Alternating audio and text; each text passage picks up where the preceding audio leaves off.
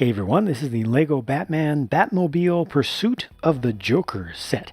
Now the Batmobile here is very clearly, very strongly inspired by what I call the Burton-mobile.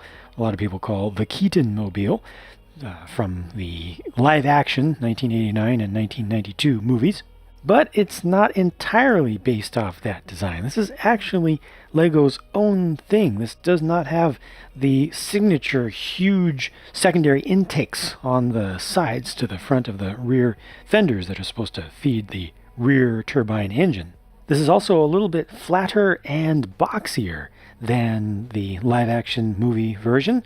I think it can be said that this takes a little bit of inspiration also from the Batman the Animated Series version of Batmobile. Ultimately, this is a smaller version of LEGO's own design of a Batmobile that they first did in 2006 as the Ultimate Collector's Edition.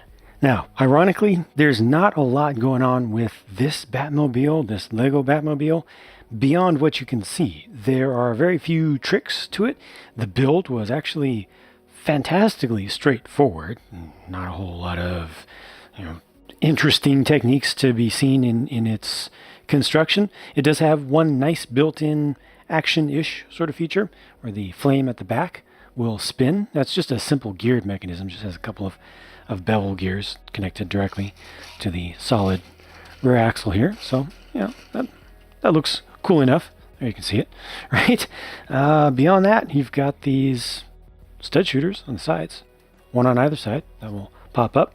Doesn't even hide away fully. I mean, you could see those at all times, so nothing too fancy there, but it's good to have it. It's not too weird to see the colors there. It actually adds, all these pieces kind of add a little bit of texture there. That's nice.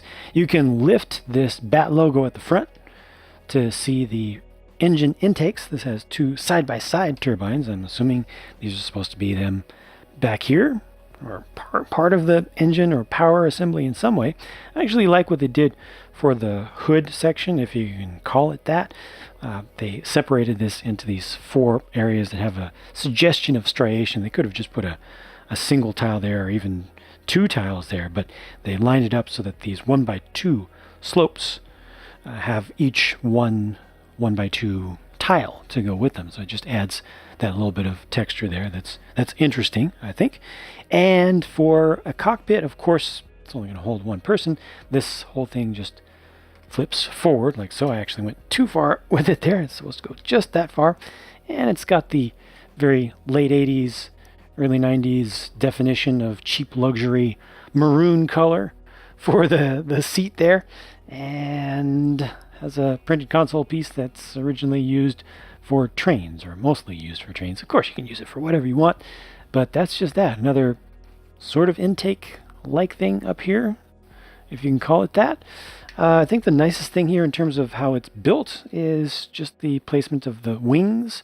These are able to be angled forward and back just ever so slightly, just to get them into position. So if you want these to be straight up and down, as viewed from the front, you can make them proper vertical stabilizers, or you can angle them out just a little bit, give it a little bit of extra flair. I think it looks a little bit better like that, even though it's maybe not as good aerodynamically, but yeah, I definitely think it looks a bit better like that. A little bit of detailing back here with a couple of weapons, and that's pretty much it. There's nothing under here. This is all solid build. There's nothing that's removable there. There's a little bit of hollow space, but I mean, this is really straightforward. Yeah, there are some Technic brick pieces, but some pieces help to keep it nice and sturdy and strong, but overall, what you see is what you get. Oh yeah, these dishes that are used for wheel covers, or hubcaps, kind of, are printed, so that's good.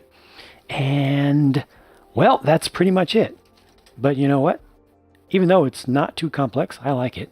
I mean, I have always liked the Burton-mobile, or the Keaton-mobile. This isn't exactly that, but it's something very close to it, and I think it's cool. I almost didn't notice this, but when you put Batman into the cockpit and close down the roof does not go all the way down. See, there's just a little bit of gap there. Now, it looks fine. It looks absolutely fine. I have no problem with that. And it's fully legal and everything, the way that it's built. But it's funny that that happens because the same thing happened with the real movie Batmobile, where the ears on the cowl were too tall. They had to make a shorter ear version of the cowl for Michael Keaton to wear in his interior scenes because the roof was just too short. And this actually replicates that. I don't think that was intentional, but if it was, it's super clever. And if it wasn't, it's still a great coincidence that is a perfect callback to the original. The set's very straightforward with its figures, too. Comes with a Batman and a Joker, or the Batman and the Joker. This version of Batman has the gray suit. The belt is printed onto the torso rather than onto the hip piece, which doesn't look as awkward as I expected it to with the vertical proportions. Yeah, it actually looks okay. Would have been nicer to get additional prints, such as a print on the hip for the Batman, but I think this is all right. And I definitely like the choice of print for the Joker there. Nice level of detail. Joker has a stud shooter with some lime green studs that it will fire off. And the Batman, of course, has his Batarang. He also gets the newer style of cape, which is a softer piece, which is easy to flip up. Doesn't get crinkled up too easily. Matching prints on the back, matching in terms of level of detail and graphical style. That's good. And looking at the alternate faces, you actually get a smile for the Batman and a frown for the Joker. These are both interesting expressions that I like. The only thing that I don't like here is that Batman has a very, very, very pale face. I can't tell if it shows up as well on camera as it does in person, but you know the deal by now. That's supposed to be a regular Lego skin tone, and it's almost white, and that's weak.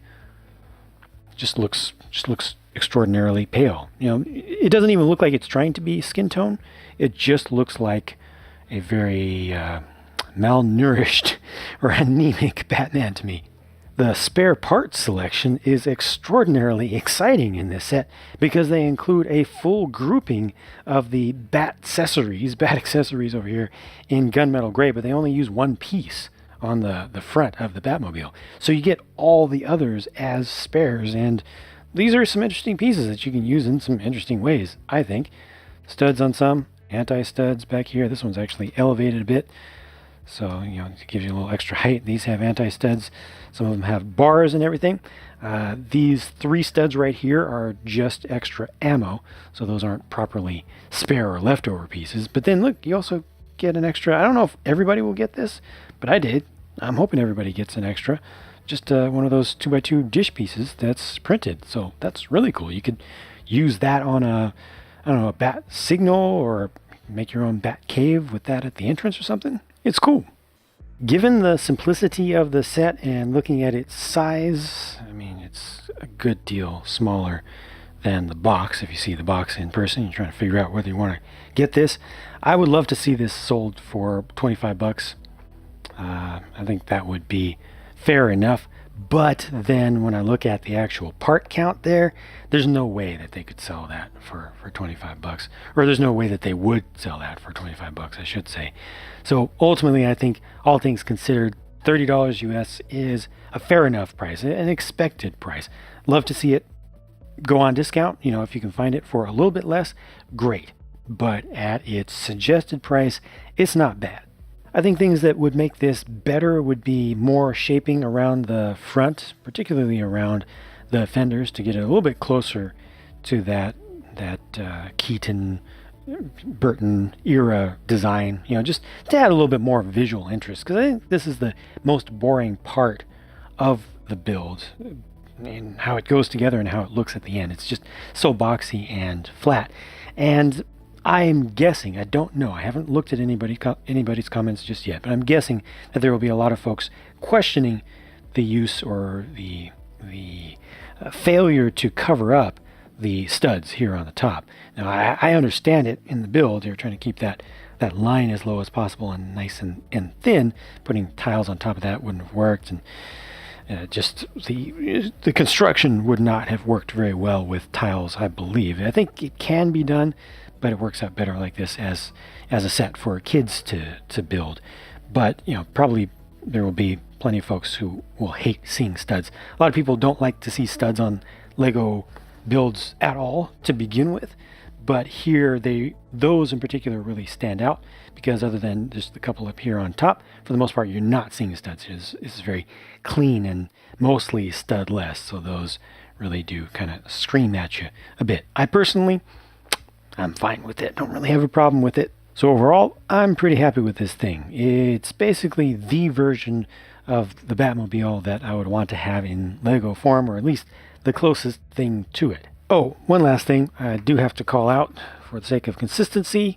On the box, they show the Batman minifigure clearly having skin tone, and it does not have skin tone, and that really does border on false advertisement, and it's not good, and it's not something that I think they should be excused for, especially when they're so consistent about it. This is not a fluke or a single bad production run. This is systemic.